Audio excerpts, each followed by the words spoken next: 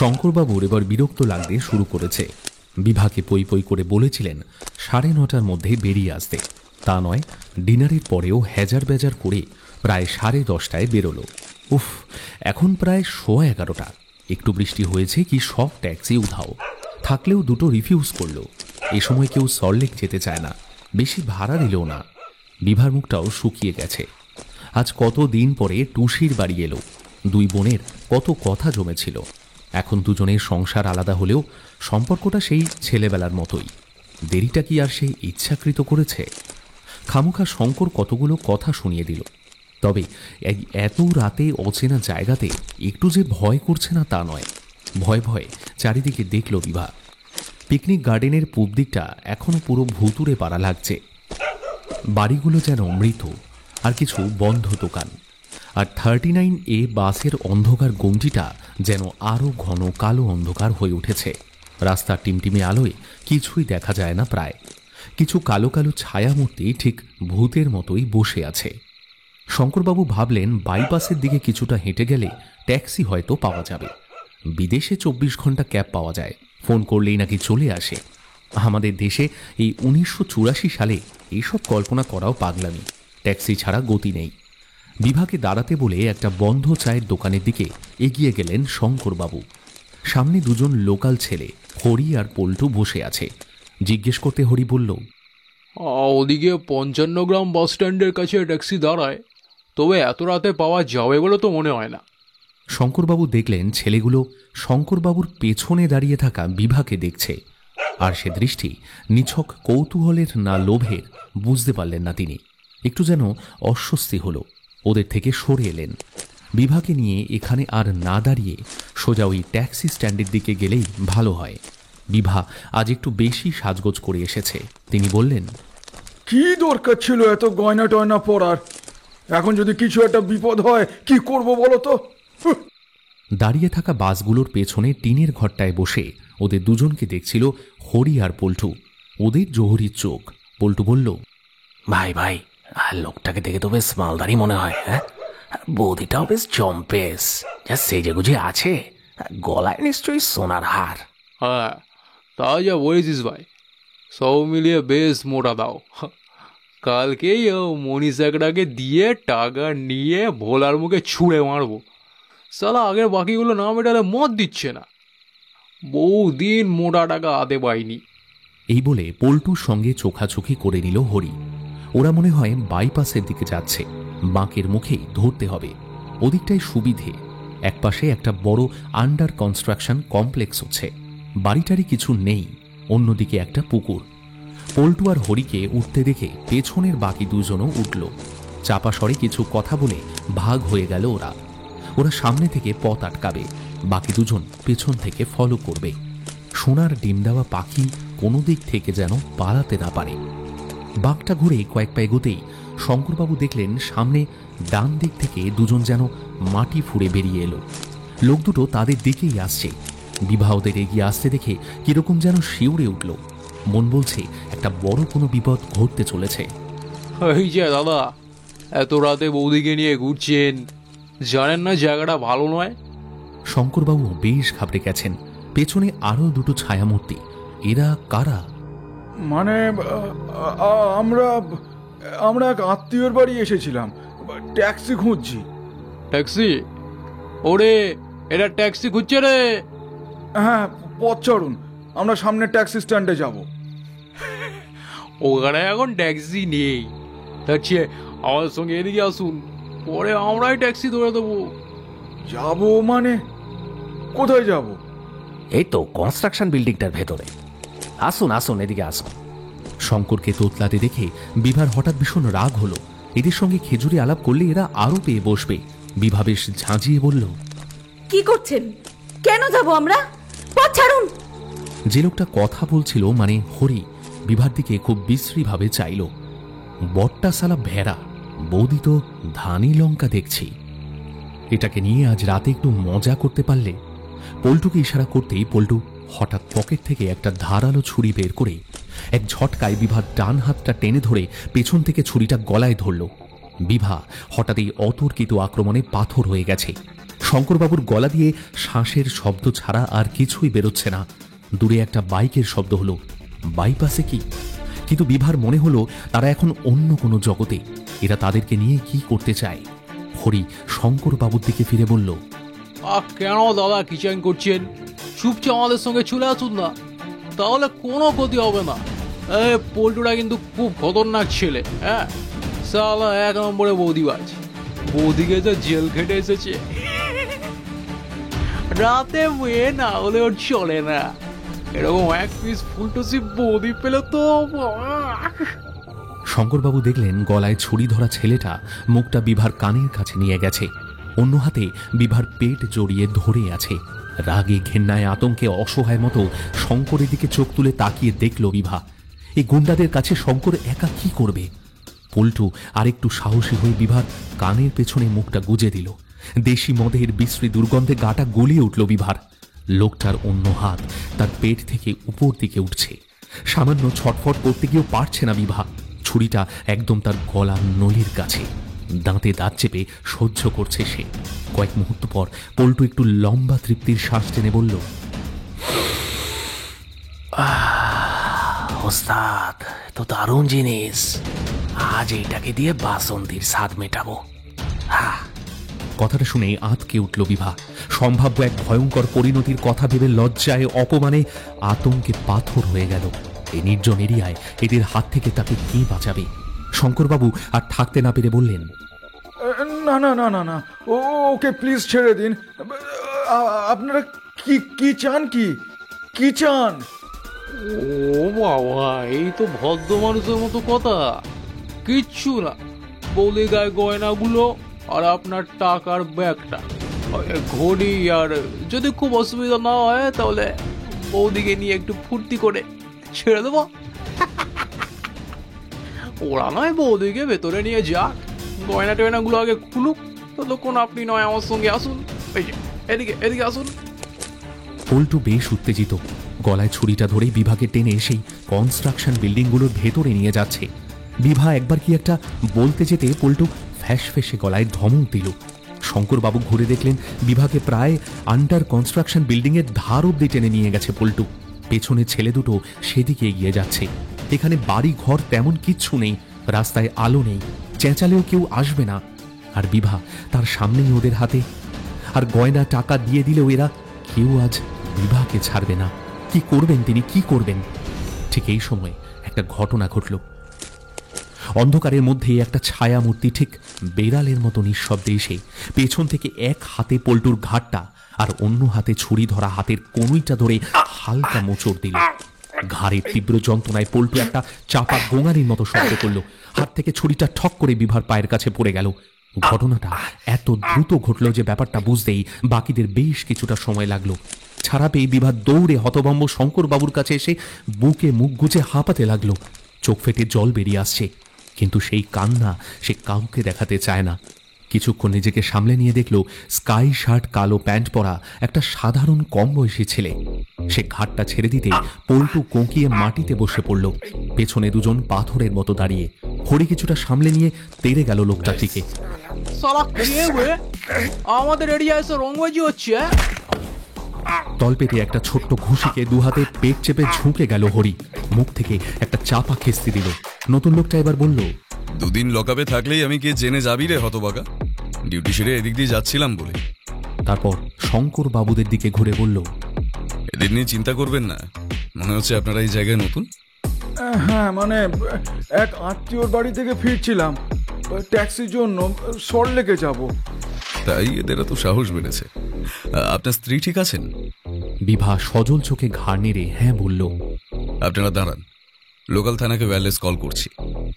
ওরা এলে আপনারা থানায় গিয়ে এদের নামে একটা রুটিন কমপ্লেন করুন, ওরাই আপনাদের বাড়িতে ড্রপ করে দেবে। কমপ্লেন মানে থানা, পুলিশ? হ্যাঁ, আমি কমপ্লেন করব। ওই জানোয়ারটা আমার সঙ্গে এতক্ষণ অনেক নোংরামি করেছে। আমি চাই ওর শাস্তি পাক। শঙ্করবাবু কিছু বলতে পারলেন না। তিনি বুঝে উঠতে পারছেন না ইনি কি পুলিশের লোক নাকি তারা কিছু একটা বলার আগেই লোকটা একটু হেঁটে দূরে বাইকের কাছে গিয়ে একটা লম্বা রিসিভারের মতো কিছু বের করলো। লোকাল থানায় কল করলো, বেশ চেঁচিয়েই বলল কথাটা। আমি প্রলয় বলছি, প্রলয় সোম, লালবাজার ডিডি। হ্যাঁ, এখনই গাড়ি পাঠান। একটা ছিঁচকে ছিনতাইবাজ এক ভদ্রমহিলা শ্লীলতাহানি করছিল। না, দুটো আছে, বাকি দুটো পেয়ে গেছে। হ্যাঁ হ্যাঁ, এনারা কমপ্লেন করবেন, তারপর এনাদের বাড়ি ড্রপ করে দেবেন। না না না না, আপনারা আসুন, আমি দাঁড়িয়ে আছি। জায়গাটা হলো হরি আর পল্টু মাটিতে বসে জুলু জুলু চোখে প্রলয়কে দেখছে। লোকাল পুলিশ এদিকে খুব একটা রাউন্ডে আসে না। এই লালবাজারের লোকটা এদিক দিয়ে যাবে সেটা কে জানতো? সালা পল্টুর ঘাড় আর হরির তলপেটে বিষ ব্যথা ধরিয়ে দিয়েছে। শঙ্করবাবু আর বিভাও অবাক হয়ে প্রলয়কে দেখছে। লোকটা হঠাৎ না এলে তাদের যে আজ কি সর্বনাশ হতো। বিভা শঙ্করবাবুর বুকে মাথা দিয়ে চোখ বুজে শিউরে উঠল। প্রলয়ের কথায় চোখ খুলে তাকালো। আপনি চাইলে ওই জানোয়ারটাকে মারতে পারেন, এতে আপনার রাগ কিছুটা হয়তো কমবে। বিভা এক মুহূর্ত ভাবল। শঙ্করবাবু কিছু বলার আগেই বিভা এগিয়ে গিয়ে মাটিতে পড়ে থাকা পল্টুকে রাগে অপমানে পর পর লাথি মারতে লাগলো। প্রলয় শঙ্করবাবুর দিকে ঘুরে বলল, ওকে কিছুক্ষণ মারতে দিন। এই ক্ষেত্রে ভিক্টিমের ট্রমা কাটানোর এটাই এক এবং একমাত্র মেডিসিন। না হলে উনি ভেতরে ভেতরে বহুদিন ঘুমতে থাকতেন।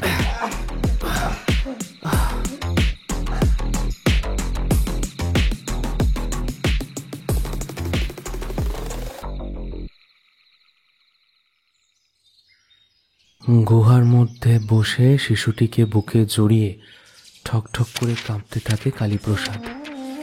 যদিও সে জানে এভাবে পালিয়ে বাঁচতে পারবে না, লড়তে তাকে হবেই। শুধু এই ছোট শিশুটিকে একবার কোনো এক সুরক্ষিত স্থানে পৌঁছে দিতে পারলেই লড়াইয়ে ঝাঁপিয়ে পড়বে। লড়াইটার রক্তে শেষ রক্তবিন্দু দিয়ে রক্ষা করবে এই সিংহ বংশের অষ্টাদশ উত্তরাধিকার রাজপুত্র আর্যশেখর সিংহকে। কিন্তু তার আগে এর জন্য কোনো একটা সুরক্ষিত স্থান খুঁজে বের করা প্রয়োজন। রাজা শশাঙ্কের সময় হলে এত ভাবনা হতো না, কিন্তু এখন যে তার উত্তরসূরি মানবের শাসনকাল, আর সারা পীরবাসী জানে রাজ্যবর্ধনের ভাই হর্ষবর্ধন আর শশাঙ্কের শত্রুতার আঁচ আজও যে কোনো মুহূর্তে তীব্র বহ্নিশিখা হয়ে উঠতে পারে। সেই গোষ্ঠী সংঘর্ষেরই শিকার তারা। মানবরাজের কাছে সাহায্য ভিক্ষা করে লাভ নেই, তারা সিংহবংশের জন্য কিচ্ছু করবে না। মহামন্ত্রী হয়তো মানবরাজের নির্দেশেই এই হঠাৎ আক্রমণটা। একটা মৃদু শব্দ পেয়ে শক্ত হয়ে উঠল কালীপ্রসাদ। কে? ওরা কি তবে গুহায় প্রবেশ করেছে? কোমর থেকে কাপড়ের কটিবন্ধটা খুলে নিয়ে আর্যশেখরকে বুকের উপর বেঁধে নিল। তরবারিটা শূন্যে বাড়তিনেক বিদ্যুৎ বেগে চালিয়ে নিল। না, আর উপায় নেই। রাজকুমার আর্যশেখরকে যে কোনো মূল্যে বাঁচাতেই হবে। লড়াইয়ের জন্য প্রস্তুত হলো সে। দরজায় জোর ধাক্কার শব্দে বাধ্য হই ছেঁড়া বইটা বন্ধ করে উঠল অতুল। কে এলো আবার? সমরেশ নাকি বিমলারা? চিন্ময় তো আসবে না। আজ সত্যবার্তার অফিসে ওভারশিফট আছে, প্রচুর প্রুফ দেখতে হবে। নিশ্চয়ই এই বিডন স্ট্রিটের রাজনৈতিক হত্যাকাণ্ডটা নিয়ে কালকে সত্যবার্তার হেডলাইন হবে। চট করে পাশের চেয়ার থেকে খদ্দরের ফতুয়াটা টেনে নিয়ে গায়ে গলিয়ে দরজা খুলল অতুল। চিন্ময়ী উদ্ভ্রান্তের মতো ঘরে ঢুকল। এক মুহূর্ত সময় নিয়ে বিরক্ত হয়ে বলল, ইস, জানলাগুলো খুলতো, সারাটা ঘর একেবারে সিগারেটের ধোঁয়ায়। এই শোন, তোর মেসের টেলিফোনটা কি খারাপ নাকি রে? কতবার ট্রাই করে করে। আর বলছি কি, ওই নিচে তোর এই কেয়ারটেকার লোকটা, ওনাকে দেখলাম না তো। হ্যাঁ, কি ব্যাপারে এত উত্তেজিত? শোন না, বলছি তুই এক্ষুনি আমার সঙ্গে একটু যেতে পারবি? এখন? হ্যাঁ, একটা অদ্ভুত ইন্টারেস্টিং কেস রে। বলতে পারিস ভিকটিম ঐতিহাসিক। লোকাল থানা already declared simple natural death, কিন্তু লালবাজার আজকে কেন জানি না মার্ডার কেস সাসপেক্ট করে ওটাকে রিওপেন করেছে। এই তো বীরেশ সত্যবার্তায় ফোন করে জাস্ট জানালো। বীরেশ?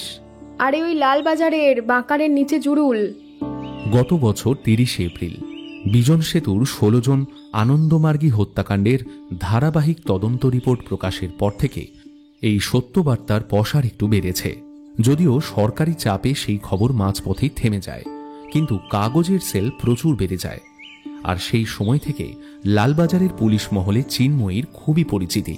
পুলিশ স্টাফ বীরেশ দাস চিন্ময়ীকে খবর টবরও দেয়। ঐতিহাসিক, কিন্তু বিডন স্ট্রিট কেস তো পলিটিক্যাল।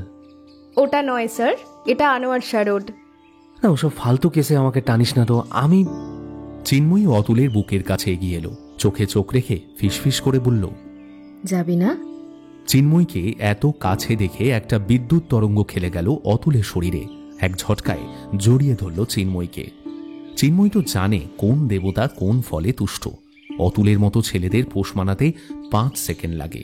চিন্ময়ী বাধা দিল না, নিজেই শার্টের দুটো বোতাম খুলে দিল। পরিপূর্ণ চুম্বনের পরেই আটকালো চিন্ময়ী। না, এর বেশি কিছু আর দিতে পারবে না, দরকারও নেই। অতুলের কলারটা টেনে ধরে বলল, কি এবার যাবি তো? অতুল হেসে ফেলল। সেই কলেজে পড়ার সময় থেকে চিন্ময়ীকে চেনে সে। একটু টমবয় টাইপ, প্রচণ্ড শর্ট টেম্পার্ড, তবে সময় মতো নিজের কাজ হাসিল করতে নানা মধু ফাঁদ পেতে কার্যসিদ্ধি করে।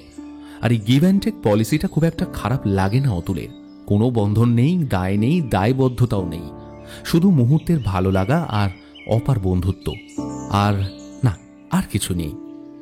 এরপর শার্টের বোতামগুলো লাগিয়ে চুলটা পনিটেল করে বাঁধতে বাঁধতে চিন্ময়ী যা বলল সেটা শুনে হঠাৎ অতুলের গলার কাছে দমটা যেন আটকে এলো।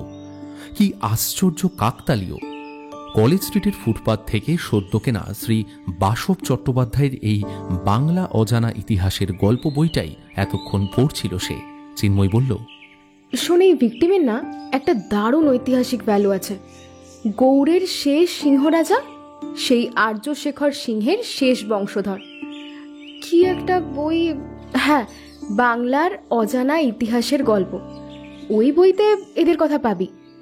কার লেখা আমার তো এই মুহূর্তে মনে নেই, তবে ন্যাশনাল লাইব্রেরিতে পেয়ে যাবি। চল চল, ট্যাক্সিতে যাব। তোর অফিসকে না জানিয়ে? আরে বাবা হ্যাঁ, সেসব আমি সব ম্যানেজ করব। খবর পেলাম লালবাজারে যেন একটা কি বাচ্চা অফিসার কেসটা দেখছে। প্রতাপ না প্রলয়, কি যেন একটা নাম। ব্যাপারটা জানতে হবে। আসবো স্যার? আরে এসো এসো। স্যার, এত সকাল সকাল জরুরি তলব? বলছি, তার আগে বলো, তুমি নাকি কাল পিকনিক গার্ডেন এরিয়াতে কয়েকজনকে ধরে পিটিয়ে অ্যারেস্ট করিয়েছো? হ্যাঁ স্যার, লোকাল ছিনতাইবাজের দল স্বামী স্ত্রীকে একা পেয়ে মহিলার বিশ্রী মোলেস্ট করছিল। আর একটু দেরি হলে হয়তো এক্সট্রিম কিছু হতে পারত। আমি সুরেশের বাড়ি হয়ে ওদিক থেকে ফিরছিলাম, তাই আপনি কি করে জানলেন? পিকনিক গার্ডেন থানার এসআই কল করেছিল। গুড, তুমি তো দেখছি অফ ডিউটি পুলিশের কাজ করছো। স্যার, আপনি তো বলেন once in cop always cop. DIG একটু হাসলেন। ডিডির এই নতুন ইয়ং অফিসার প্রলয় সোম তার বেশ প্রিয়, বেশ চটপটে আর মন দিয়ে অর্ডার ফলো করে। এই মার্ডার কেসটার একটা প্রিলি রিপোর্ট নিশ্চয়ই বানিয়ে দিতে পারবে। প্রলয়, তুমি কি আনোয়ার শাহ রোড মার্ডার কেসটার সম্বন্ধে কিছু জানো? দাঁড়ান স্যার, আনোয়ার মানে ওই নাটকের ডিরেক্টর নাকি যেন? হ্যাঁ, দুর্ভাগ্যবশত ভিকটিমের কিছু পলিটিক্যাল ইনফ্লুয়েন্স। লোকের ধারণা এটা মার্ডার। কিছু লুফল আছে। কেসটা আমাদের রিওপেন করতে হচ্ছে। রাজেশের আন্ডারে আছে, আর রাজেশ চায় তুমি তার আন্ডারে এই কেসের একটা প্রিলিমিনারি রিপোর্ট বানিয়ে জমা দাও। বাকিটা রাজেশ আর ডিপার্টমেন্ট দেখবে। আমি? হ্যাঁ। কিন্তু স্যার, দেখো প্রলয়, গত বছর ফেব্রুয়ারি মাসে ফুলন দেবীর আত্মসমর্পণ, 25শে জুন ভারতীয় ক্রিকেটের প্রথম বিশ্বকাপ অর্জন, বিজন সেতুর গণহত্যা, আমাদের বিনোদ মেহতার হত্যা, আর এই আগস্ট মাসে এই প্রায় বিস্মৃত সেই বাংলা গোড়া পত্তনের সমকালীন এক রাজ পরিবারের শেষ বংশধরের মৃত্যু। পরপর কতগুলো ইন্টারেস্টিং ইভেন্ট ভাবো তো। তাই নাকি? তাহলে তো এটা একটা জমজমাট সময় বলতে পারেন। তবে কেসটা কি সত্যিই এত? এটাকে হেলা ফেলা ভেবো না হে। অনেক বুদ্ধিজীবী, শিল্পী আর কিছু পলিটিক্যাল মানুষের প্রভাব আছে। না হলে কোনো কেসই হেলা ফেলা নয় স্যার, কিন্তু হঠাৎ লালবাজার হোমিসাইড ইনভলভ হলো মানে? দেখো, পোস্টমর্টম হয়েছিল, সেটা দেখেই লোকাল পিএস এটা একটা ন্যাচারাল ডেথ কেস বলে রেকর্ড করেছে।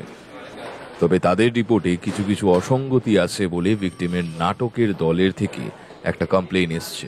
কিছু প্রোগ্রেসিভ পলিটিক্যাল সংগঠন থেকেও চাপ দিচ্ছে, সেই জন্য কেসটা আমরা সুপারভাইজ করছি। কিন্তু আমার মতো একজন সদ্য ডিডি জয়েন করা অনভিজ্ঞ একজন সহকারী হোমিসাইড অফিসারকে রিপোর্টের ভার দিচ্ছেন, এটা কি ঠিক হচ্ছে? হ্যাঁ, কারণ আছে। রাজেশ অত্যন্ত ব্যস্ত, ও একটা ক্লিন অ্যান্ড ক্লিয়ার রিপোর্ট চায়। হি সাজেস্ট ইউ, তুমি তো আর অফিসিয়াল তদন্ত করছো না। দিন তিনেকের মধ্যে একটা স্বাভাবিক মৃত্যু না হত্যা হতে পারে, সেটা জাস্ট একটা প্রিলিমিনারি রিপোর্ট তৈরি করো, ব্যাস। CC2 তোমার senior Rajesh Thakur, CC2 Lalbazar homicide. Okay sir, অগত্যা। তবে any protocol? Protocol only questioning, no interrogation and all. Okay? Okay sir. দেখো প্রলয়, বলতে গেলে এটাই তোমার প্রথম সোলো হোমিসাইড কেস। রাজেশ তোমার নাম বলেছে, আমিও তোমার পোটেনশিয়াল স্টাডি করেই তোমাকে রিপোর্টটা বানাতে বলছি। মন দিয়ে কাজটা করো। ডিপার্টমেন্ট তো এখন তোমাদের মতোই সব ইয়াং ফেলোদের প্রমোট করছে। রাজেশ খুব এফিশিয়েন্ট, কিন্তু ও তো ওই অফিসার বিনোদ মেহতার কেস নিয়ে খুব ব্যস্ত। রুনু গুহনিয়োগীর সঙ্গে জয়েন্টলি প্রিন্ট মিডিয়া, মন্ত্রী, ডিপার্টমেন্টের সবাইকে সামলাতে হচ্ছে। স্যার, শুনলাম নাকি বিনোদ মেহতা কেসের অ্যাকিউজড ইলিয়াসের বডি কবর থেকে তুলে আবার পোস্টমর্টম হবে। সেরকমই মনে হচ্ছে। ডিপার্টমেন্টের অনেকেই জড়িয়ে আছে। তুমি নতুন হলেও কিছুটা তো বোঝো। যাই হোক, তুমি এই কেস রিপোর্টটা রেডি করে দিলে বাকিটা রাজেশ দেখে নেবে। দেখো, হয়তো এটার ভেতরে কিছু অমূল্য রতন পেলেও পেতে পারো। আফটার অল একটা ঐতিহাসিক ব্যাকগ্রাউন্ড তো আছেই। এই ফাইলটা ধরো, কিছু বেসিক ইনফো পাবে। Good luck. Lalbazar DD office মূল বাড়ির বাঁ দিকে। প্রলয় সোম অফিস থেকে বেরিয়ে মূল বাড়ির পিছন দিকে গাড়ি পার্কিংয়ের দিকে এগিয়ে গেল। ড্রাইভার শম্ভুনাথ প্রলয়কে দেখেই বিড়িটা ফেলে দিয়ে একটা সেলাম ঠুকে 6 নম্বর গাড়ির দিকে গেল। মনে মনে হাসল প্রলয়। সিনিয়র নেই বলে এখন পুরো খাতিরটাই সে পাচ্ছে। ওদিকে ক্রাইম স্পটে নিশ্চয়ই লোকাল থানার অফিসার আর কিছু কনস্টেবলস থাকবে, সেখানেও কিছু খাতির টাতির পাবে। প্রলয় শম্ভুনাথকে বলল, আনোয়ার রোডে সুরমা পল্লী চলো, কুইক। বডি তো মরবে, এখনো কেউ ক্লেমও করেনি, কিন্তু ঘরটায় আগে একবার যাওয়া দরকার। সে ম্যাডাম, আপনি সত্য বার্তা থেকেই হন আর আনন্দ বার্তা থেকেই হন, পারমিশন লেটার না থাকলে ভেতরে যেতে পারবেন না। কিসের পারমিশন? আপনাকে তো আমার আই কার্ডটা দেখালাম, তারপরেও আপনি কিন্তু এভাবে কোনো খবরের কাগজের লোককে। আহা, দেখুন ম্যাডাম, আমার হাত পা বাঁধা। লালবাজার হেমিসাইড এসেছে, ওদের অফিসার ভেতরে আছেন। উনি বেরোলে ওনার সঙ্গে কথা বলে নেবেন কোন। হ্যাঁ, উনি যদি বলেন তো। আপনি প্রিন্ট মিডিয়াকে এইভাবে আটকাতে? আরে ওই তো স্যার বেরিয়েছে। এই নিন নিন নিন, এখন একটু সরে দাঁড়ান, সরে দাঁড়ান। বাধ্য হয়েই সরে আসে চিন্ময়ী। অতুল দূরে দাঁড়িয়ে সিগারেট খাচ্ছে। এদিকে পুরনো আড়াইতলা বাড়িটাকে পুরো ব্যারিকেড দিয়ে ঘিরে রেখেছে লোকাল পুলিশ। একটা স্বাভাবিক মৃত্যুর কেস দুম করে লালবাজারের হাতে রিওপেন হতেই এই তৎপরতা। এই 35/1 বাড়ির নিচের ঘরেই ভাড়া থাকতেন মৃত রমাপদ সিংহ। চিন্ময় দেখল একজন মাঝারি হাইটের ছিপছিপে আকাশি রঙের শার্ট পরা সাধারণ অফিসারকে ঘিরে কথা বলতে বলতে বেরোলো 2-3 জন সাদা উর্দিধারী অফিসার। খাতিরের ধরন দেখে চিন্ময় বুঝল এই সদ্য চাকরি পাওয়া গুড বয় টাইপ তরুণী লালবাজার হোমিসাইডের অফিসার প্রলয় সোম। এখান থেকে পরিষ্কার শোনা না গেলেও কিছু কিছু কথা কানে এলো চিন্ময়ী। কথাগুলো খুব মন দিয়ে শোনার চেষ্টা করল সে। হঠাৎ করে এই লালবাজারে হোমিসাইডের অতি সক্রিয়তা স্বাভাবিকভাবেই চিন্ময়ীকে খুব চিন্তায় ফেলেছে। সে যতটা সম্ভব ওদের কথায় মন দিল। আপনি তো সবই দেখলেন স্যার, এটা ন্যাচারাল হার্ট অ্যাটাক কেস। হার্টের রুগী ছিলেন। সকালে কাগজ দেওয়া ছেলেটা জানলা দিয়ে বডি মাটিতে পড়ে থাকতে দেখে পাড়ায় খবর দেয়, আর তারাই তারপর ডাক্তারকে ডেকে ঘরের দরজার খিল ভাঙে। আপনারা কিন্তু মিছিমিছি ভিকটিমের ব্যাকগ্রাউন্ড? হ্যাঁ, আমরা লোকটার ব্যাকগ্রাউন্ডটাও চেক করেছি, একদম ক্লিন। স্ত্রীর মৃত্যুর পর নাটক আর রিহার্সাল নিয়ে তো একাই থাকতেন। ছেলে তো কোড়ারমায় চাকরি করতো, বা সেও তো বছর 2 আগে মারা যায়। সো এখন কোনো ওয়ারিশন নেই। আপনাদের কি ওই পাড়ার লোকেই? না, বা আমাদের খবর দেয় ডাক্তার ভূপতি সামন্ত। ভূপতি সামন্ত, মানে সে মেডিসিন স্পেশালিস্ট, সে তো বিখ্যাত লোক মশাই। হ্যাঁ, উনি তো ডেথ সার্টিফিকেট দিলেন। উনি এই পাড়াতেই থাকেন, ওই তো 3rd লেনে। আমি ডেথ সার্টিফিকেট আর পোস্টমর্টম রিপোর্ট আর একবার দেখব, আর সম্ভব হলে আপনার ওই সিজার লিস্টটাও, জাস্ট রুটিন। সে স্যার আপনার অফিসেই সব পাঠিয়ে দেবো, আপনি দেখে নেবেন। তবে নতুন কিছু পাবেন না। আর আপনারা টেবিলের উপর যে চায়ের আধ খাওয়া কাপ দুটো পেয়েছিলেন, সে তো স্যারের কাছে নাটক দলের অনেকেই আসতো, বুঝতেই পারছেন। রিহার্সাল হতো, প্রতি মাসে ছেলে মেয়েদের নিয়ে পথনাটকও হতো। মৃত্যুর আগের দিনেও তো রিহার্সাল ছিল। একা থাকতেন বলে হয়তো কাপগুলোকে ধুয়ে রাখেনি। খামখেয়ালি শিল্পী মানুষ হলে যা হয় আর কি। শিল্পী মানুষ এটা ঘর দেখেই বোঝা যায়। আর পরিবারের আর কেউ? তেমন কেউ নেই স্যার, মানে খোঁজ পাইনি। সরকারবাবু, এটা তো এখন সেই ওই ঘটি নাড়োয়া তালপুকুর হেরিটেজ বংশ। অনেক শাখা প্রশাখা, বন্ধু আর শত্রু তো থাকবেই, হয়তো আছেও। সে হয়তো আছে, তবে যে যার সুবিধা বুঝে এদিক ওদিক ছিটকে গেছে স্যার। কেউ কারো খোঁজও নেয় না। অনেক খুঁজেও আমরা কোনো মোটিভ পাইনি। ইনফ্যাক্ট কেউ তো এখনো বডিটাই ক্লেম করেনি, মর্গেই পড়ে আছে।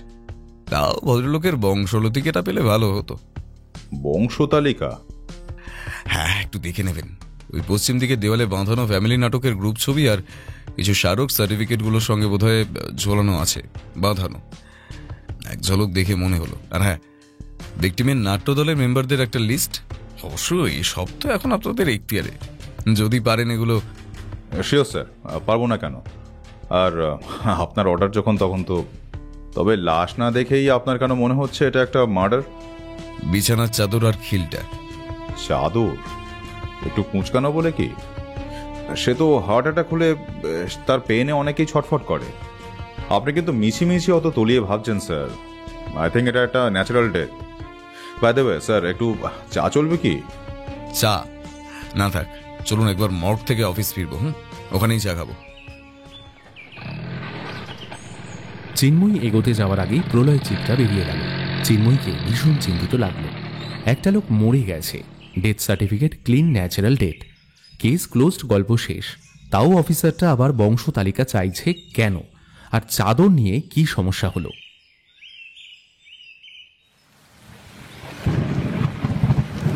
আপনি চেম্বারে না এসে বাড়িতে এলেন কেন officer? I don't get it. আমি লালবাজার ডিডিতে কাজ করি স্যার। একটা কেসের ব্যাপারে একটু হোমওয়ার্কের দরকার হলো, আর সেটা চেম্বারে হতো না। আমার প্রোটোকল আর আপনার রেপুটেশন ম্যাটার। আর এখানে আসাটা আমার অফিসও জানে না, হয়তো জানবেও না। বেশ, বুঝলাম। কিন্তু এত খেটে খুঁটে কাউকে না জানিয়ে চুপি চুপি আমার কাছে আসার কারণটা কি? দেখুন, অফিসিয়ালি এই কেসটার ফুল ইনচার্জ তো আমি নই। আমার সিনিয়রই সিদ্ধান্ত নেবেন। আমি শুধু একটা সম্ভাব্য রিপোর্ট তৈরি করে অফিসে জমা দেব। আমি শুধু কিছু লিঙ্ক ম্যাচ করে একটা হাঞ্চ প্যাটার্ন জানতে চাইছি স্যার। বেশ, কিন্তু তাতে আমার ভূমিকাটা কি জানতে পারি? বলছি, তবে তার আগে আরেকবার মনে করিয়ে দিই যে আমাদের এই মিটিংটা সম্পূর্ণ কনফিডেন্সিয়াল। আগে বলুন, আপনি এই কেসটা ন্যাচারাল ডেথ ভাবছেন না মার্ডার? ডক্টর ভূপতি স্থির দৃষ্টিতে চাইলেন প্রলয়ের দিকে। ছোকরা অত্যন্ত নম্র আর বুদ্ধিদীপ্ত প্রশ্ন করছে। এটাকে ঠিক জেরা মনে হচ্ছে না, কিন্তু তার চেয়েও মারাত্মক। দেখুন অফিসার, আমি একজন ডাক্তার, ওকে? কোনোদিনই ভুল চিকিৎসা বা ভুল কিছু প্রেডিক্ট করেছি বলে মনে পড়ে না। ডেড বডি দেখে আমার যা মনে হয়েছে আমি সেটাই সার্টিফাই করেছি। আর আমার সার্টিফিকেট দেখার পরেও আপনি এই প্রশ্নটা করছেন? না না, সে তো ঠিকই, তবে আমাদের হলো কি পুলিশের চোখ, তাই মনে হলো। হার্ট পেশেন্টদের বালিশ চাপা দিয়ে শ্বাসরোধ করে মারলেও তো। আপনি কি বলেন? সেটা হয়তো অসম্ভব, কিন্তু ফর আ চেঞ্জ এটাকে আপনার ঠিক মার্ডার মনে হওয়ার পেছনে লজিকটা কি জানতে পারি? লজিক নয় স্যার, জাস্ট আ হাঞ্চ। একটা খটকা থেকে অনুমান বলতে পারেন। আর সেটা কি শুনি? ওনার ঘরের বিছানার চাদরটা। চাদর? হ্যাঁ, সাধারণ প্রিন্টেড বেড কভার, কিন্তু প্রিন্টের ঝাপসা ছাপ দেখে এগিয়ে গিয়ে দেখি সেটা উল্টো করে পাতা। উনি যতই অগোছালো মানুষ হোক, একজন শিল্পী তো। শিল্পীরা একটু পারফেকশনিস্ট হয়। খামোখা উল্টো করে চাদর পাততে যাবে কেন? যদি না তো তাই খুন করার পর তাড়াহুড়োয় বডি নামানোর পর চাদরটা উল্টো পেতে রেখে চলে যায়।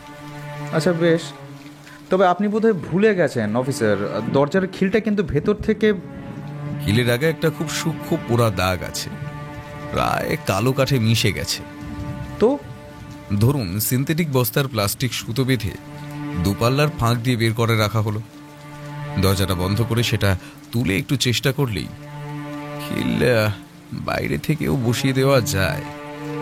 তারপর সেই সুতোয় আগুন ধরিয়ে দিলেই সুতোটা পুরোটাই। আপনি একটু আধুনিক গোয়েন্দা কাহিনীর বেশি ভক্ত নন কি? এই ধরুন হোমস, পোয়েরো কিংবা ওই পরাশর, ফেলুমিত্তির ইত্যাদি ইত্যাদি ইত্যাদি। কি যে বলেন স্যার, আমাদের দেশে এখনো তো ওই ক্লোজ সার্কিট ক্যামেরা ব্যবহার শুরু হয়নি। হলে আমরা সার্কামস্ট্যান্স, এভিডেন্স আর হাঞ্চ নিয়ে একটা প্যাটার্ন তৈরি করি। এসব জাস্ট একটা অনুমান মাত্র। আমি শুধু জানতে চাই, শ্বাসরোধ করে মৃত্যুও কি হার্টফেল ডেথ বলা যায়? আসলে আপনার মতো অভিজ্ঞ বিচরণ একজন ডক্টরের ওপিনিয়নটা এক্ষেত্রে অত্যন্ত জরুরি আর ভ্যালুয়েবল।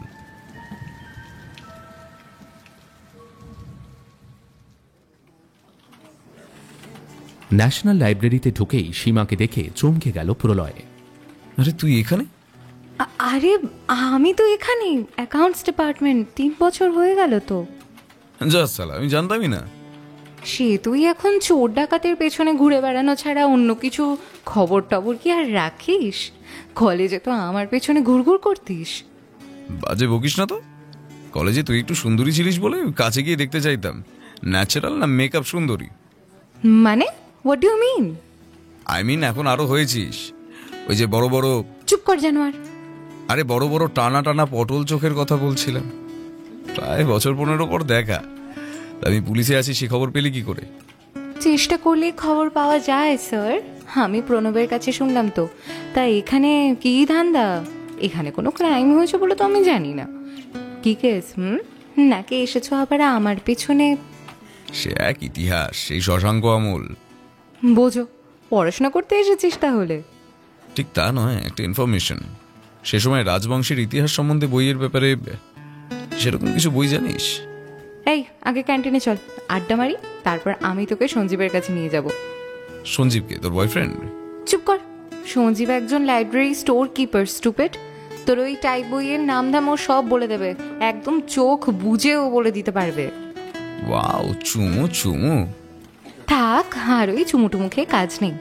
চল ক্যান্টিনে চ, আগে ফিশ ফ্রাই খাওয়াবি, তারপর যা হবে হবে। এই শোন না, নাটক দেখতে যাবি? কার নাটক? সুবিমল বলে একজনের। ওদের একটা দল ছিল, ওই আনোয়ার শাহ রোডে মনে হয়, বুঝলি? ওদের গডফাদার ভেরি রিসেন্ট মারা গেছে, তারই স্মরণে ওদের দল একটা নাটক করছে ওই সুজাতা সদনে। গেলে বল, আজ সন্ধ্যে 6টার শো। প্রলয় একটা ছোট্ট কাশি দিয়ে তার হতভম্ব ভাবটা কাটিয়ে যতটা সম্ভব স্বাভাবিক হওয়ার চেষ্টা করল। সীমাকে এক্ষুনি কিছু বলতে গেল না, হেসে বলল, এই সুবিমলটা আবার কে? এরা নিশ্চয়ই বয়ফ্রেন্ড। ধুর সালা, খালি বয়ফ্রেন্ডের ধান্দা। বয়ফ্রেন্ড থাকলে মরতে তোকে কেন যেতে বলবো রে? সুবিমল আমার পাড়ায় থাকে, ভালো ছেলে, আমায় দিদি বলে ডাকে। যাবি তো এখনই বল, 2টো পাস নিয়ে রাখবো। আব্বুলাই আর হামনায়। ন্যাকা শশী আমার। তাহলে আজ ডট 5:30টায় সুজাতা সদন, চিনিস তো? হ্যাঁ, ওই তো হাজরা রোডে। জানি জানি। গুড বয়, দেরি করবি না, আর দয়া করে আবার ওই ইউনিফর্মে আসিস না। নে এবার ক্যান্টিনে ঢোক, ফিশ ফ্রাই পার্টি কিন্তু তোর পয়সাতেই হবে। ওরে আমি গরিব কায়স্ত, তার উপর নাম মাত্র মাইনে পাই। চুপ কর, অনেক হয়েছে, অনেক শুনে ফেলেছি। পুলিশ হয়ে ঘুষ নিস না তা তো আর হয় না। চল, ওই ঘুষের পয়সাতেই আজ খাওয়া। প্রলয় হাসল।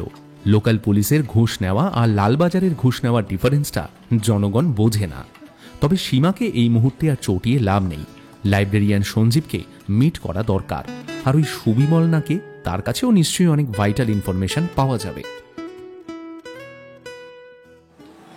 সুজাতা সদন থেকে বেরিয়ে সীমাকে ট্যাক্সি ধরে দিল প্রলয়। সীমা যাবে দক্ষিণে, প্রলয় উত্তরে। সীমা চলে যেতে গেটের পাশে একটা সিগারেট ধরিয়ে অপেক্ষা করতে লাগলো। গ্রিন রুম থেকে মেকআপ তুলে টিফিন করে বেরোতে সময় লাগবে। নাটক শেষ হতে সুবিমল এসে ওদের সঙ্গে দেখা করে গেছে। মেকআপ ছাড়াও চিনতে অসুবিধে হবে না। আরে স্যার, আপনি এখনো যাননি? দিদি কোথায়? এতক্ষণে হয়তো বাড়ি পৌঁছে গেছে। আমি আপনার জন্যই ওয়েট করছি। আমার জন্য? হ্যাঁ, দুর্ভাগ্যবশত আপনাদের নাট্যগুরু রমাপদ সিংহের মৃত্যু নিয়ে কিছু খটকা আছে। আমরা একটা সিম্পল প্যাটার্ন বুঝতে চাইছি। তার মানে আপনি কি বলতে চাইছেন যে স্যারের মৃত্যুটা? হয়তো খুন। আচ্ছা, আমার কি মিনিট 15-র জন্য কোনো রেস্টুরেন্ট কি চায়ের দোকানে বসতে পারি? ওনার কাছে মৃত্যুর আগে সন্ধ্যায় একজন রিপোর্টার সাক্ষাৎকার নিতে আসেন। আমি অ্যাপয়েন্টমেন্ট করে দিই, কিন্তু কি কিন্তু? সাক্ষাৎকারটা কোনো কাগজে বেরোলোই না। আর এটা খুবই আশ্চর্যের, আগে কিন্তু খেয়াল হয়নি। অবশ্যই আশ্চর্য। হ্যাঁ, ওনার মৃত্যুর পর তো ওনার শেষ সাক্ষাৎকার বেরোনোটা খুব স্বাভাবিক ছিল। অবশ্য সে যদি ফেক রিপোর্টার না হয়। আচ্ছা, সেই রিপোর্টারের নাম বা কাগজের নাম কিছু মনে পড়ছে কি? আমি একটু ভেরিফাই করে নিতাম। সুবিমল যেন একটু ভাবল, মনে করার চেষ্টা করতে লাগলো। আসুন আমরা ওই রেস্টুরেন্টে বসে কথা বলি। আচ্ছা, রমাপদবাবু ঠিক কিরকম লোক ছিলেন? মানে খুব ডকচটা, আত্মভোলা না দাম্ভিক? হ্যাঁ, সে তো শিল্পী মাত্রই একটু দাম্ভিক হয়েই থাকে, উনিও তাই ছিলেন।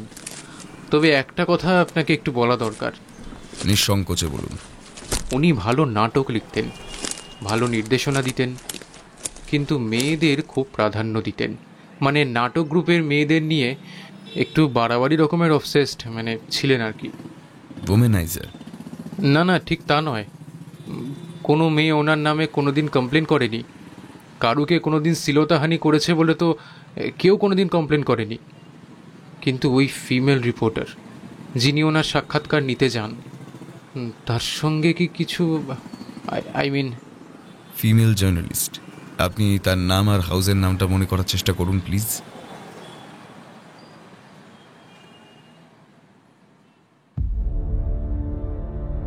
বেশ রাত করে বাড়ি ফিরল প্রলয়।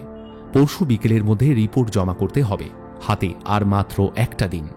রাতের খাবারটা চটপট খেয়ে বারান্দায় বসে সিগারেট ধরালো। এটা তো ডেফিনেটলি একটা মার্ডার কেস, তবে তথ্য প্রমাণগুলো অত্যন্ত ফিকে আর ঝাপসা। সেগুলো বাইরে খুঁজে পাওয়া যাবে না, লাভও নেই। ভেতর থেকে খুঁজলে কি পাওয়া যেতে পারে, নাকি সেখানেও ধোঁয়াশা? আসলে কিলিং ইনস্টিংক্ট ব্যাপারটা সম্পূর্ণ মস্তিষ্ক প্রসূত। কেউ খুব ঠান্ডা মাথায় প্ল্যান করে খুন করে, আবার কেউ করে হঠাৎ কোনো উত্তেজনায়, আর সেটা ডিফেন্স বা অফেন্স যে কোনো ক্ষেত্রে হতে পারে। এই রমাপদ সিংহের মার্ডারটা পূর্ব পরিকল্পিত কিনা তার কোনো সঠিক যোগসূত্র নেই। লোকটা হয়তো ওমেনাইজার ছিল, সে তো সব পুরুষই কম বেশি থাকে। স্ত্রীর মৃত্যুর পর হয়তো রমাপদ লোকটা একটু বেশি নারী সঙ্গ চাইত, আর সেক্ষেত্রে কোনো মেয়ে ঘটিত পুরনো কেসের জন্য কি খুনটা? না, অনেক খুঁজেও সেরকম কোনো তথ্য পায়নি প্রলয়। তাহলে খুনের মোটিভটা কি? মোটিভ কার সঙ্গে ম্যাচ করছে? তাহলে কি হঠাৎ কোনো আবেগের বশে খুন? পৃথিবীতে বিভিন্ন খুনির কিলার সাইকোলজির উপর ক্রিমিনাল সাইকোলজিস্ট ক্রু ব্রাউনির লেখা একটা বই পড়েছিল প্রলয়, ফিলিং কিলিং না কি যেন একটা নাম। তাতে অদ্ভুত আর অবিশ্বাস্য বিরল খুনের মোটিভ আর পদ্ধতির বর্ণনা ছিল। খুবই ইন্টারেস্টিং বই। এখানেও কি সেরকম কিছু? সাধারণ জিনিসও আসলে মাঝে মাঝে ভীষণ জটিল হয়ে ওঠে। প্রলয় সিগারেটে একটা লম্বা টান দিয়ে গভীরভাবে চিন্তা করতে লাগলো। মানুষের মস্তিষ্কের স্টোরেজ ক্ষমতা অসীম। কখনো কখনো তা জিনগত স্মৃতি ও বংশ পরম্পরায় ধরে রাখে, আর কোনো প্রজন্মে তারই অসম্পূর্ণ প্রতিক্রিয়া বা রিফ্লেক্স মোটিভ সৃষ্টি হতেই পারে। ইউরোপের স্যাবেটন স্ট্রিটে এরকমই এক কেস পড়েছিল। আবার সে প্যারিসের কোন এক শিল্পীও তো লিওনার্দো ভিঞ্চির উপর পেশাগত ঈর্ষার কারণে তারই নবম ওয়ারিসকে খুন করতে গিয়ে ধরা পড়ে।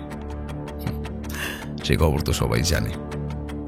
তবে প্রলয়ের পুলিশি জীবনের অভিজ্ঞতা ক্ষুদ্র হলেও সে জানে এভাবে অনুমান ভিত্তিক কারুকে দোষী সাব্যস্ত করা অতি কষ্টকল্পিত। এভাবে কোনো মার্ডার মোটিভ তৈরি হওয়াটাও বিরল থেকে বিরলতম।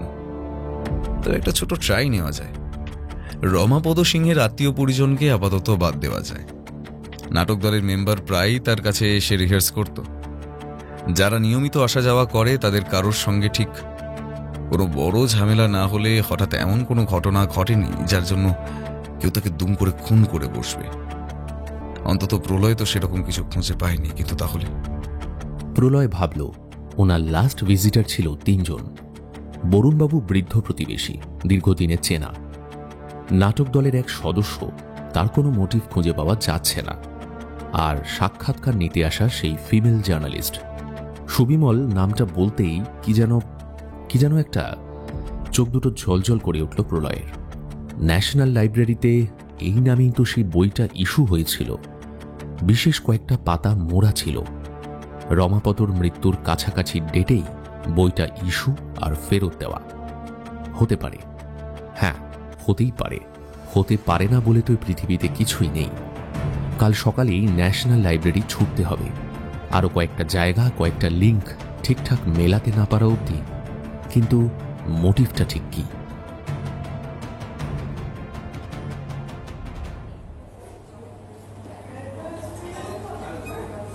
কলেজ স্ট্রিটে ইন্ডিয়ান কফি হাউসে সকালের দিকে স্টুডেন্টদের ভিড় একটু কম। ধুতি পাঞ্জাবি পরা কিছু লোকাল মানুষজন, প্রকাশকরাও আসেন। কফি খান, টোস্ট, মাংসের সিঙ্গারা এই সমস্ত খাওয়া দাওয়া করেন। খেলা, রাজনীতি, কবিতা আরও কত কী নিয়ে আলোচনা হয়। বেশিরভাগ টেবিলই খালি। কোণের দিকে একটা টেবিলে বসে কালো কফি মানে ইনফিউশনে চুমুক দিয়ে বিরক্ত চিন্ময়ীর দিকে তাকিয়ে খুব স্বাভাবিকভাবেই হাসল প্রলয়। চিন্ময়ী কফিতে প্রথম চুমুক দিয়ে সোজাসুজি তাকালো, খুব স্পষ্টভাবে বলল, আমায় এখানে কেন ডাকলেন? লালবাজারে ডাকলে অফিসিয়াল কল দিতে হতো, সেটাই কেসে আমার প্রোটোকলে নেই। আর সেই কল দেওয়ার কোনো সলিড লিডও নেই। আমি একটা ইনভেস্টিগেশন রিপোর্ট তৈরি করছি মাত্র। ও তা নস্টালজিক কফি হাউসেই। Case report? আপনি কি আমায় ইন্টারোগেট করতে ডেকেছেন? রিল্যাক্স, এটা ইন্টারোগেশন নয়। আমি একটা প্যাটার্ন মিলিয়ে নিতে চাইছি মাত্র। আপনি তো রমাপদ সিংহের বাড়িতে সেদিন গিয়েছিলেন। আপনাকে দেখলাম বোধহয় পুলিশ ঢুকতে দেয়নি। আপনি ভিকটিমকে চিনতেন? চিন্ময়ী কয়েক মুহূর্ত স্থির দৃষ্টিতে তাকিয়ে রইল প্রলয় সোমের দিকে। লোকটা খুব ধুরন্ধর আর শেয়ানাও বটে। লুক অফিসার, আমি খবরের কাগজের অফিসে কাজ করি। হ্যাঁ, ক্রাইম রিপোর্টার। সত্যবার্তা একটু খোঁজটোজ করলে আমার ব্যাপারে জানতেও পারবেন। আমাকে খবর করতে বিভিন্ন ক্রাইম স্পটে যেতে হয়, আর সেটাই আমার প্রফেশন। তার জন্য ভিকটিমকে, অ্যাকিউজকে চেনার দরকার পড়ে কি? সে তো বটেই, তবে আপনি বোধহয় সুরমাপল্লীতে পার্সোনালি কভার করতে গেছিলেন। আপনাদের ওই কাগজের অফিসের ওভারশিফট স্কিপ করে আর সাম্প্রতিক বিডন স্ট্রিট মার্ডার কেসের অফিসিয়াল অ্যাসাইনমেন্ট কভার না করে আপনি আপনার অফিস তো এই ব্যাপারটা জানেই না শুনলাম। হোয়াট? আপনি আমার অফিসে গেছিলেন? Simple homework madam. হ্যাঁ ঠিক আছে, যদি অফিসে আমি নাও জানি গিয়ে থাকি, সেটা কি কোনো ক্রাইম? না, অবশ্যই ক্রাইম নয়।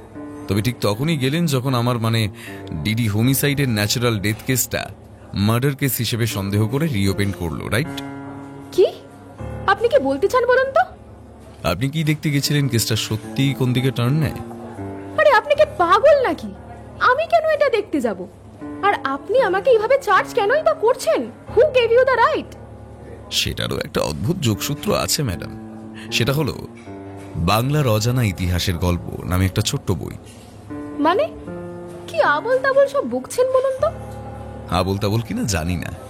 এই কেসের হোমওয়ার্কের জন্য আমায় ন্যাশনাল লাইব্রেরি গিয়ে বাংলার পুরনো সব রাজবংশের ইতিহাস সম্বন্ধীয় বই ঘাঁটতে হয়।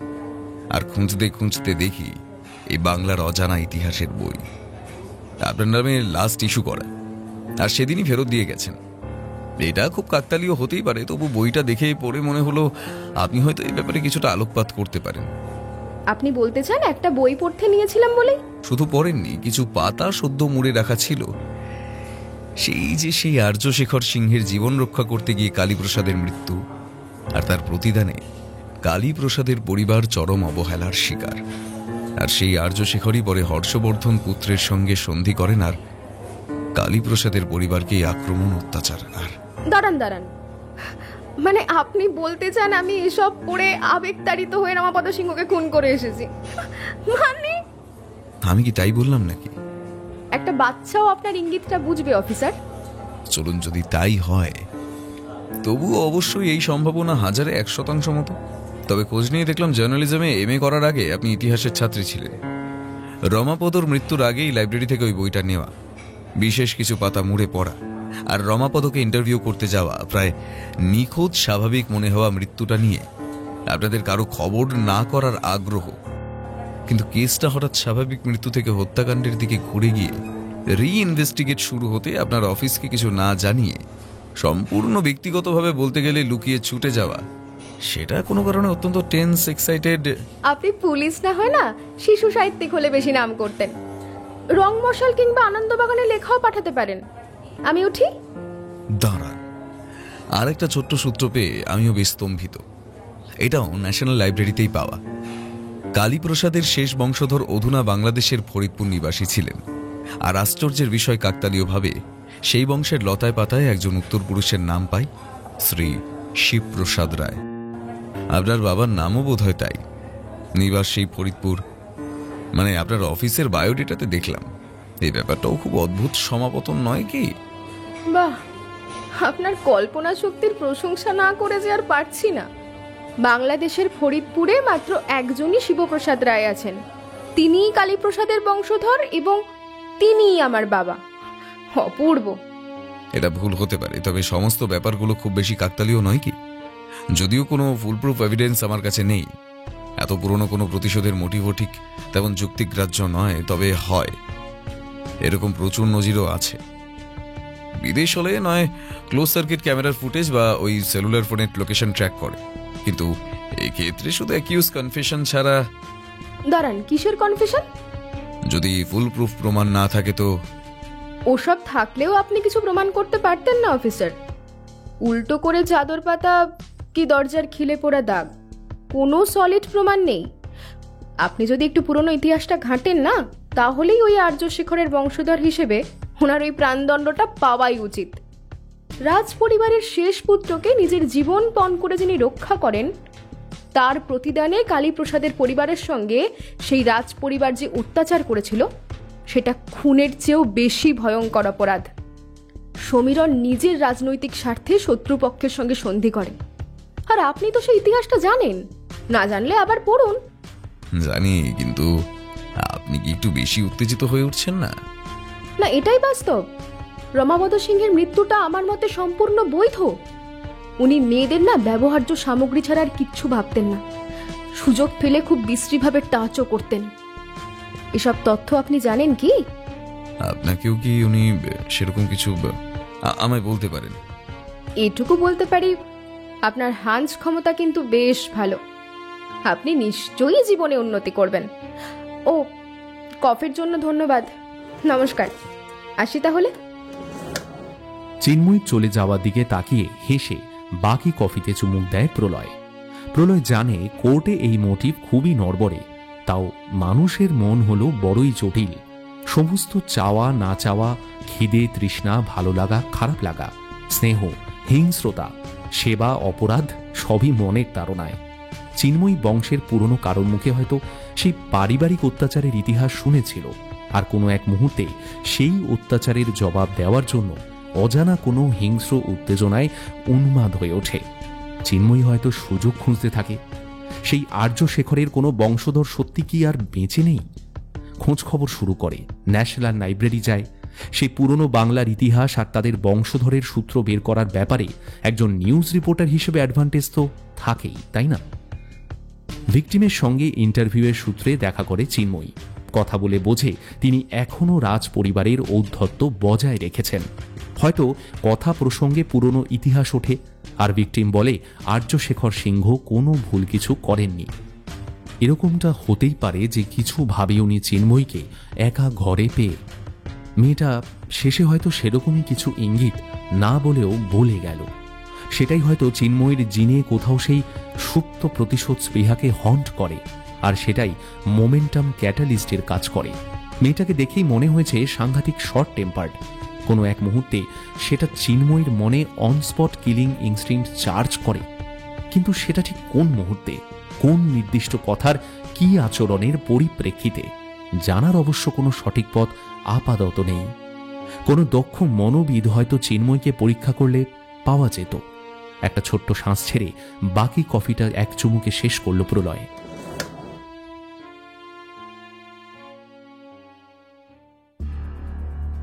না, 1984-তে প্রলয় সোমের সেই প্রথম কেসটা অমীমাংসিতই থেকে গেছিল। ও রিপোর্টে হত্যাকাণ্ডের সম্ভাবনা থাকলেও ডিপার্টমেন্টে তা নিয়ে আর এগোয়নি। ওই বেড কভার, খিলের পোড়া দাগ নিয়ে কেউই খুব একটা মাথা ঘামায়নি। Natural death, file closed.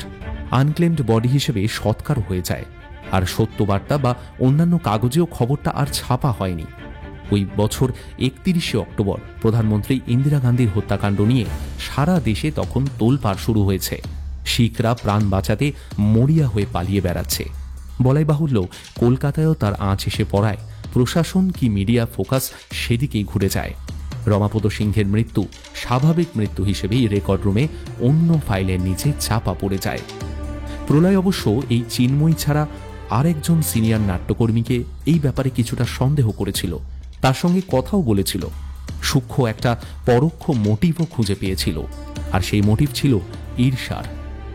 তবে তার প্রথম সাসপেক্ট ছিল এই চিন্ময়ী, কিন্তু স্বীকারোক্তি ছাড়া কখন, কিভাবে, আর ঠিক কোন পদ্ধতি বা পরিস্থিতিতে মার্ডারটা হয়েছিল সেসব জানার কোনো পথ ছিল না।